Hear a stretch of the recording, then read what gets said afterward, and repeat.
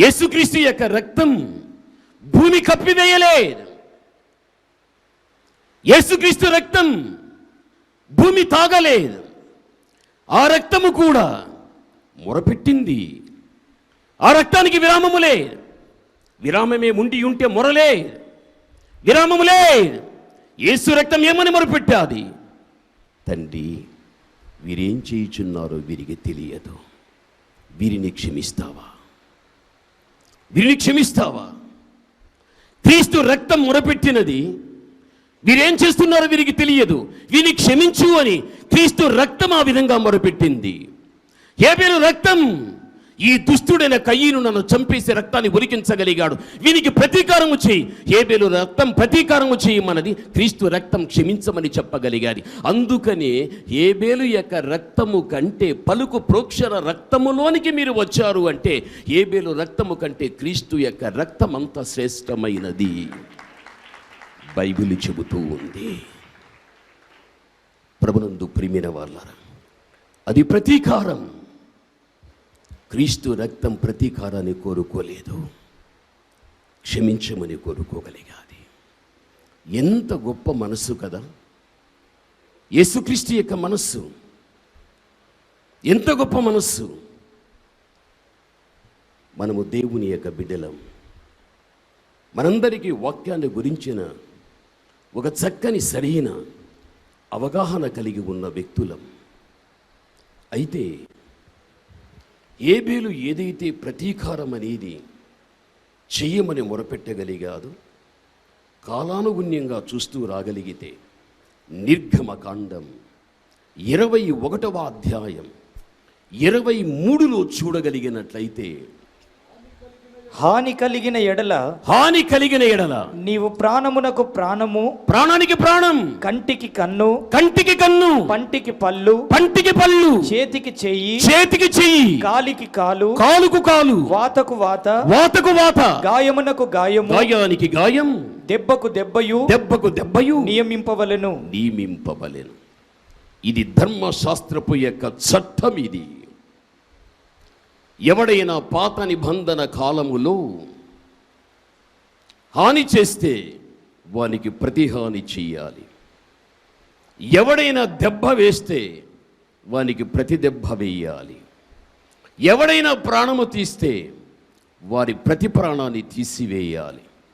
అందుకే కంటికి కన్ను, పంటికి పన్ను, చెయ్యికి చెయ్యి, కాలుకు కాలు. ప్రతీకారము కాదా ఇది? ధర్మశాస్త్ర కాలములో చూడగలిగితే జీవించినటువంటి వ్యక్తుల మధ్యన ప్రతీకారాన్ని తీర్చుకుంటూనే వచ్చేసాది. అది ఎప్పుడు ప్రారంభమైంది? హేబెలు యొక్క రక్తము నుండి అది ప్రారంభమయ్యాది. క్రీస్తు భూమి మీదకి వచ్చినంత వరకు కూడా ప్రతీకారముతోనే పరిశుద్ధ గ్రంథంలో చూస్తూ ఉంటున్నాం.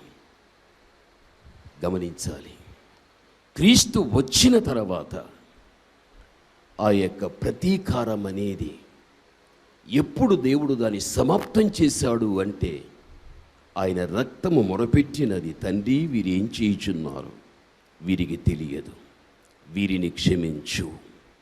ఇప్పుడు దేవుని యొక్క బిడ్డలైన మనమందరం హేబెలు యొక్క రక్తము క్రింద మనము లేము. ధర్మశాస్త్రపు యొక్క చట్టము కింద, లేక ధర్మశాస్త్రము యొక్క కాడి క్రింద మనము లేము. మనమందరం క్రీస్తు పలుకు ప్రోక్షణ రక్తము క్రిందికి మనం వచ్చేసాం.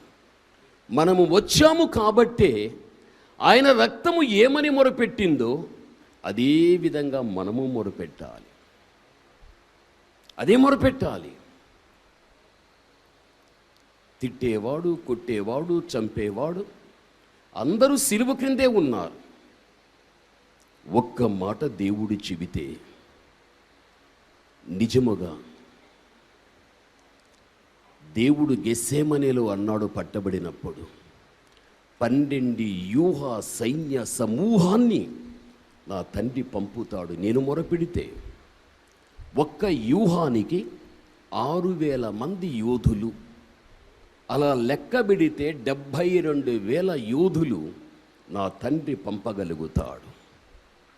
అంత అధికారాన్ని కలిగిన వాడు యేసుక్రీస్తు. అయినను తన విషయములో ఎవరు తిట్టి, ఎవరు కొట్టి, ఎవరు చంపటానికి ముందుకు రాగలిగారు. గొప్ప మనస్సుతో ఆయన రక్తము మొరపెట్టినది. వీరేం చేయుచున్నారో వీరికి తెలియదు, క్షమించు అని. బాగా గమనించాలి. ఈ మధ్య నేను ఒక ప్రార్థన విన్నాను. నేను విన్న ఆ ప్రార్థన ఎలా ఉంది అంటే, అక్కడ చాలా భారంగా ప్రార్థించడం, అలా భారంగా చేస్తూ మళ్ళీ ఏడుస్తూ ప్రార్థించడం. ఏంటి ఆ ప్రార్థనలో ఉన్నటువంటి అంశం అని చూస్తే గమనించాలి. ఆత్మీయంగా ఎదుగుచు లేక సేవాపరంగా సాగిపోయేటప్పుడు ఒక వ్యక్తి సేవకైనా, ఒక వ్యక్తి యొక్క ఆత్మీయ జీవితానికైనా ఎవరో అభ్యంతరాన్ని కలిగించినట్లు వారందరూ కూడా పటపటపట నాశనమై చచ్చిపోవాలి అని వారి బోధకుడు. మీరు ఆ విధంగానే ప్రార్థన చేయుడిని తన విశ్వాసులకు చెప్పడం. వారు ప్రార్థన, ప్రభువా అలాంటి వ్యక్తులు భూమి మీద ఉండకుండా నాశనమైపోవాలి.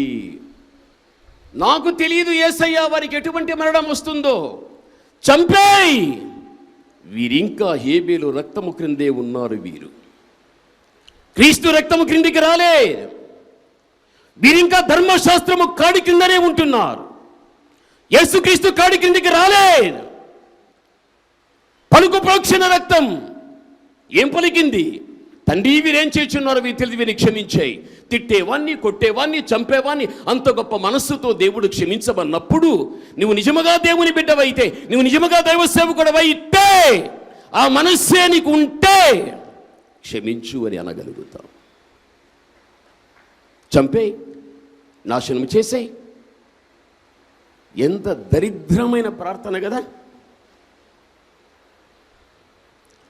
అవునా కాదా పాస్టర్ గారు? బైబిల్ అలా చేయమన్నాడా? మరి యేసుప్రభు ఏమైనా చేయమన్నాడా?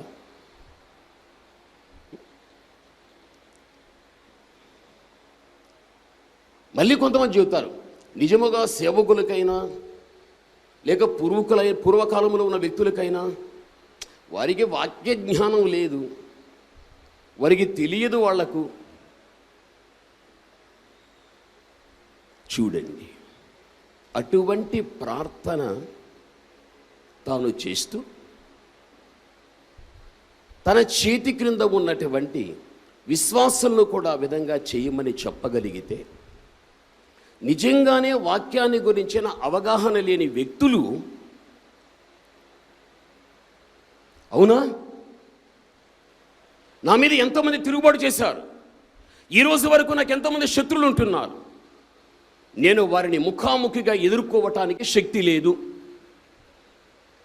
ఏదైనా ఒక ఆయుధం తీసుకుని ధైర్యంగా వెళ్ళి కొట్టడానికి నాకంత శక్తి లేదు, ఇదేదో ప్రార్థన చాలా బాగుంది అని వీళ్ళు కూడా, ప్రభువా నాకు పలానామె శత్రువు, నాకు పలానా వ్యక్తి శత్రువు, కాబట్టి ప్రభా నా మోకాల నేల మీద వేసి నేను కూడా కళ్ళ నుంచి నీళ్లు కార్చి వారిని నాశనం చేసి వాళ్ళని చంపేయి, వారికి యాక్సిడెంట్ అయిపోయి వారికి ఎటువంటి మరణం వస్తుందో నాకు తెలియదు, చంపేయి చంపేయి చంపేయి.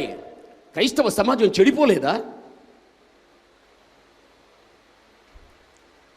వాక్యపు యొక్క అవగాహన లేని వ్యక్తులు అటువంటి ప్రార్థనలు వినగలిగితే, ఓ ఇది కరెక్టైన ప్రార్థన అని చెప్పని వారు చేశారంటే ఇప్పుడు క్రైస్తవ సమాజాన్ని చెడగొడుతున్నారా, బాగు చేస్తున్నారా? చెడగొడుతూ ఉన్నాడు. భూమి రక్తాన్ని కప్పివేయవద్దు, బట్టబయలు చెయ్యి, అది విరామము లేకుండా మొరపెడుతూ ఉంది. ప్రతీకారము చెయ్యి, హేబేలు రక్తం. ఇలాంటి వ్యక్తులందరూ హేబేలు రక్తం క్రింద ఉన్నారు, ధర్మశాస్త్రపు కాడి కింద ఉన్నారు. వారు ఇంకా క్రీస్తు దగ్గరికి రాలేదు, క్రీస్తు రక్తం దగ్గరికి రాలేదు. ఒకవేళ వచ్చి ఉంటే క్షమించమని కోరుతారు, కానీ ప్రతీకారాన్ని కోరేవారు కాదు. నీవు ఏ ఇంటి తల్లివో, ఏ ఇంటి తండ్రివో, నీవెవరివైనా కానీ క్రీస్తుని నమ్ముకున్న వ్యక్తివి నీవు. నీ దేవుడు ఈ భూమి మీద ఎటువంటి విలువైన మాటలు పలికాడు, ఎటువంటి శ్రేష్టమైనటువంటి జీవితము జీవించాడు, నీవు కూడా అదే జీవితాన్ని పోలి నీవు జీవించాలి. దేవుని వాక్యం మనకి సెలవిస్తూ ఉంటున్నది. ప్రభునందు ప్రియమైనటువంటి వాళ్ళ, ఒక్కొక్కసారి మనము కూడా అంతే. ఎవరైనా కానీ మనల్ని బాగా హింస పెట్టేటప్పుడు, మనల్ని బాగా బాధ పెట్టేటప్పుడు చివరికి దాన్ని తట్టుకోలేక, భరించుకోలేక మనం కూడా ఒక్కొక్కసారి ఎవరు చెప్పినా చెప్పకపోయినా మనం కూడా ఏం చేస్తాము అంటే ప్రార్థన చేసేస్తాం. దేవా, వాళ్ళకి శాపం రాని, వాళ్ళకి శిక్ష రాని, వాళ్ళకి తొక్కేసేయి, వాళ్ళ కనుమరుగైపోవాలి, వాళ్ళు నన్ను బాగా బాధ పెడుతున్నారు, సేవను బాధ పెడుతున్నారు, సంఘాన్ని బాధ పెడుతున్నారు అని ఒక్కొక్కసారి మనుష్యుల నుండి మనకు వచ్చేటువంటి పోరాటాలు అనుకున్న కాలములో అవి తొలగిపోకుండా అవి నిత్యము మనతో పోరాడుతూనే ఉండగలిగితే మనం కూడా ఒక్కొక్కసారి అటువంటి ప్రార్థనలు కూడా చేసేస్తూ ఉంటాం. అదేమాత్రం కానీ అటువంటి ప్రార్థనలు చేయడం మంచిది కానే కాదు.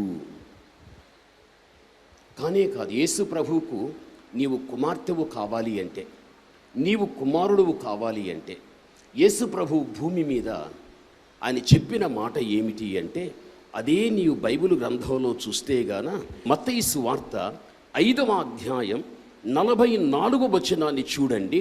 నీవు నిజముగా ఆయన కుమార్తెవు కుమారుడువు కావాలి అంటే మత్తయి 5:44 చదువుకుందాం. నేను మీతో చెప్పున్నది ఏమనగా మీరు పరలోకమందున్న మీ తండ్రికి కుమారులై ఉండునట్లు మీ శత్రువులను మీరు ప్రేమించుడి, మిమ్ముని హింసించు వారి కొరకు ప్రార్థన చేయుడి.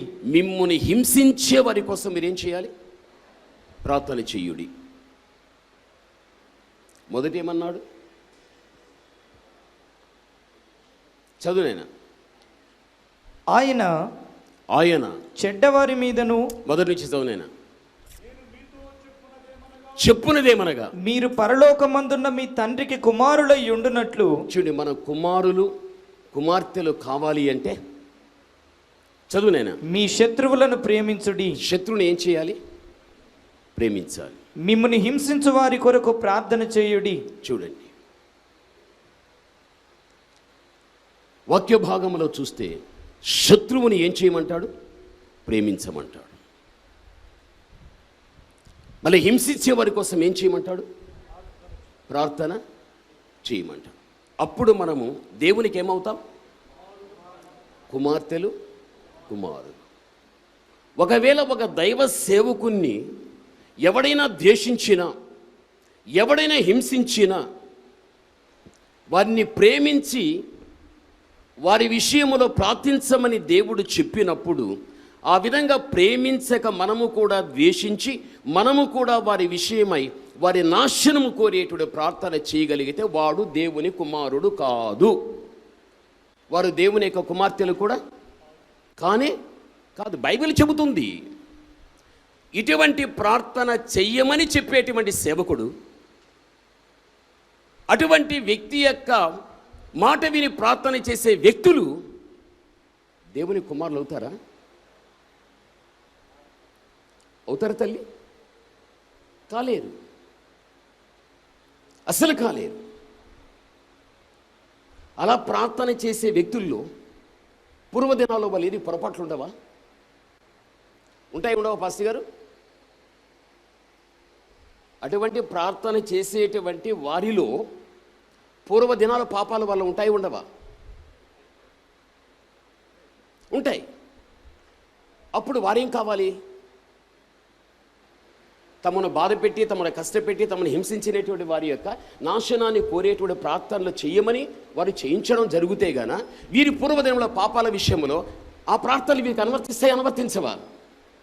అనువర్తిస్తాయి. వారు కూడా భూమి మీద ఉండకూడదు. ఎటువంటి మరణం రావాలో, వాళ్ళు ఏమైపోవాలో.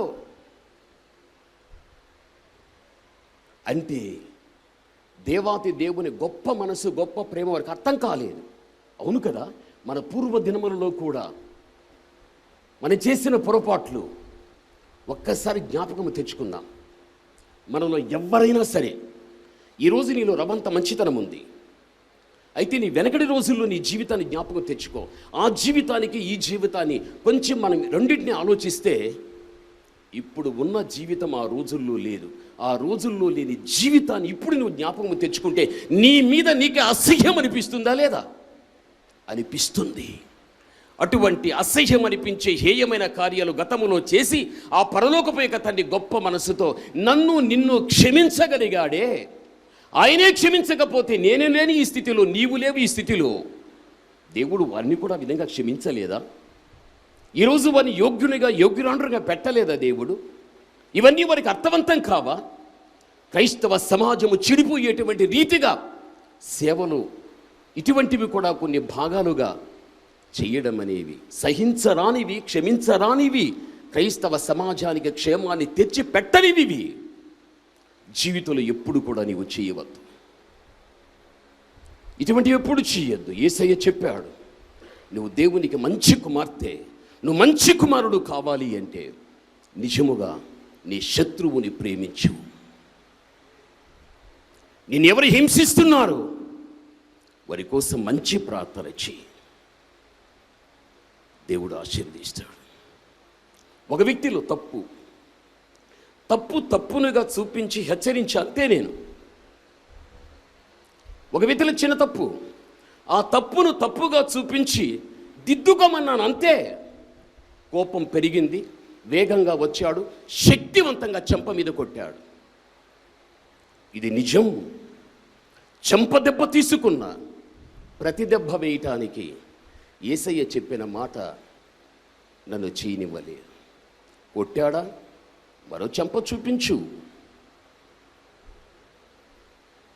దేవుడు నేర్పించాడు.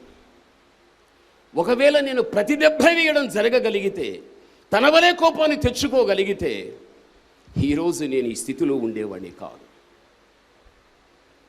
ఈరోజు దేవుని మహిమపరిచేవాని కాదు. ఈరోజు అనేకులకు ఆశీర్వాదకరంగా ఉండే వ్యక్తిని కాదు.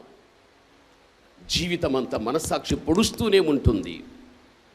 నేను చెప్పినటువంటి వాక్యాన్ని ఉల్లంఘించి నీవేంది ప్రసంగం చేసేది, నువ్వేంది బోధించేది, నువ్వేంది ఖండించేది, నువ్వేంది బుద్ధి చెప్పేది, నీవేంది దిద్దుబాటుతో కూడిన బోధ చేసేదని సాతానుడు ప్రక్క నిలబడి నన్ను ఎక్కిరిస్తాడు. నా మనస్సాక్షి నన్ను గద్దిస్తూ వస్తుంది.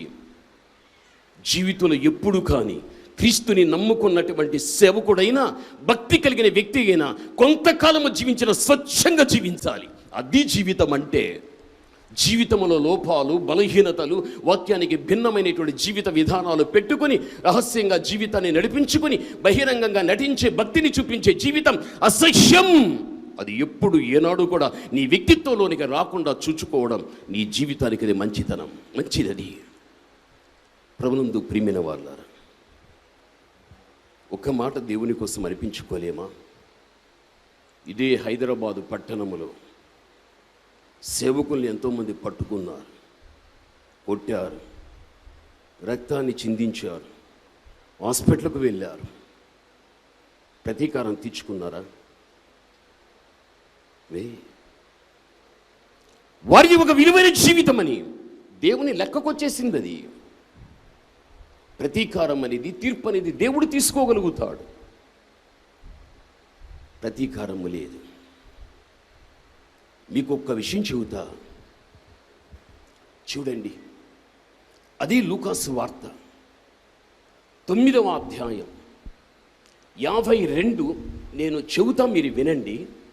యేసుక్రీస్తు ప్రభుల వారు ఆయన ఏం చేశాడు అంటే, యెరూషలేము యొక్క పట్టణానికి వెళ్ళాలి అని మనస్సు కలిగి యేసు ప్రభు సిద్ధపడ్డాడు. ఆయన వెళ్ళటానికి ముందుగానే ఆయన దూతలను పంపించి సిద్ధపరచమన్నాడు. వారు వెళ్ళారు.